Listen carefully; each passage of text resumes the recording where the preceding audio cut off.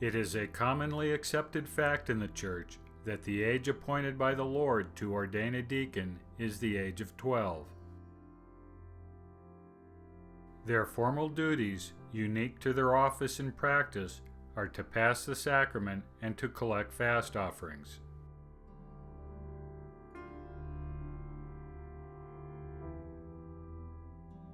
But is this what the Lord intended?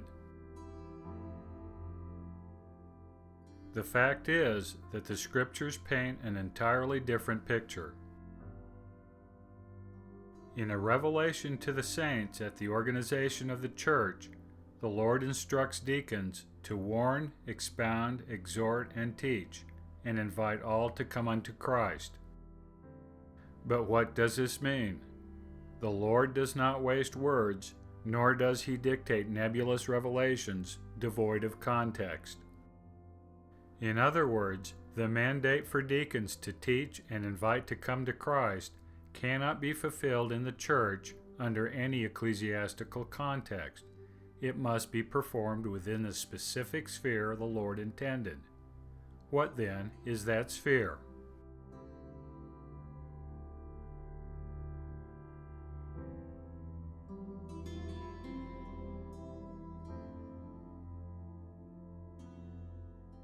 The revelations in the Doctrine and Covenants refer to two different kinds of ministers, standing and traveling. The Lord specifically identified high priests, 70s, apostles, elders, and priests as traveling ministers, whereas deacons and teachers are standing ministers. The traveling ministers travel among all the nations and between the branches of the Church. Standing ministers, in contrast, bear the largest burden of responsibility for caring for and nurturing the saints within the stakes of Zion. Elders are identified as also being standing ministers when they are not traveling, but the Lord is clear that the primary responsibility to watch over the Church belongs to the deacons and teachers. This, then, is the context in which deacons teach and invite all to come unto Christ. The Lord has commanded that deacons and teachers be the front-line priesthood holders in the organized churches, taking the largest burden of responsibility for teaching the gospel.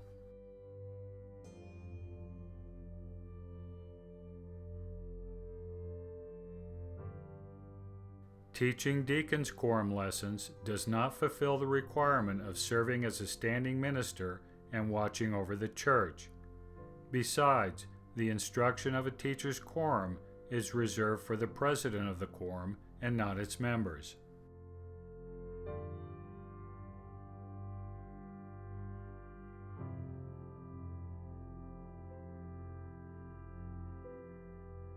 The Lord has also instructed deacons to issue worthiness certificates to relocating members.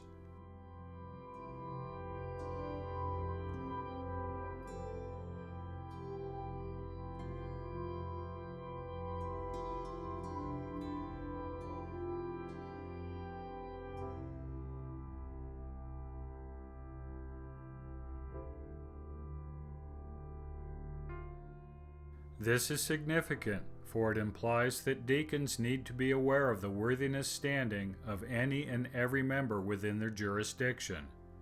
This is in complete harmony with the previously articulated priesthood duty of a standing minister to those under their watch.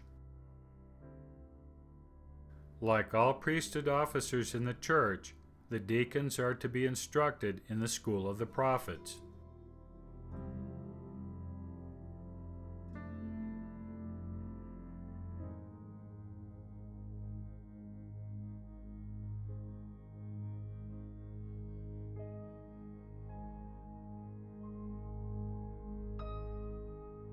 The deacons are also to maintain an office in the temple for their quorum presidency.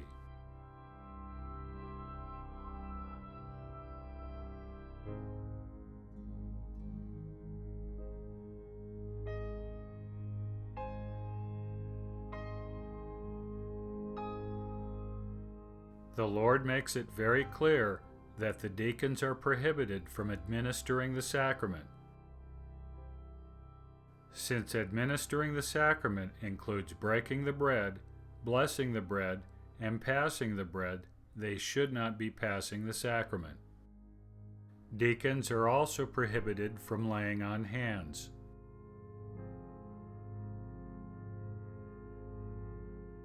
These responsibilities, that of teaching members as the primary instructors, monitoring member worthiness, and issuing worthiness certificates, are very adult responsibilities, something that certainly should not be trusted to 12-year-old boys. It is for this reason that President Brigham Young taught against the practice of ordaining the youth to the Aaronic priesthood.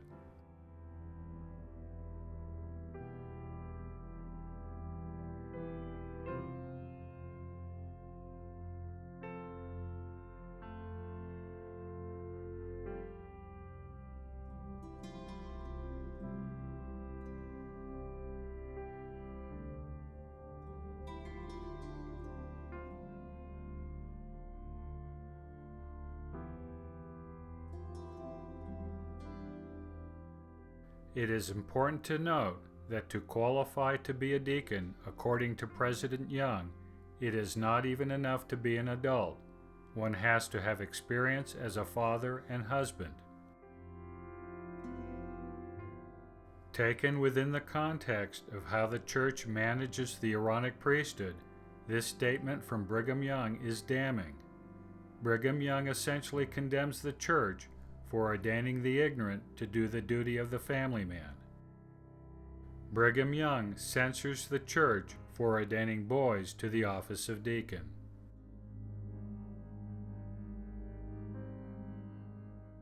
Yet, Brigham Young is in complete harmony with the scriptural record.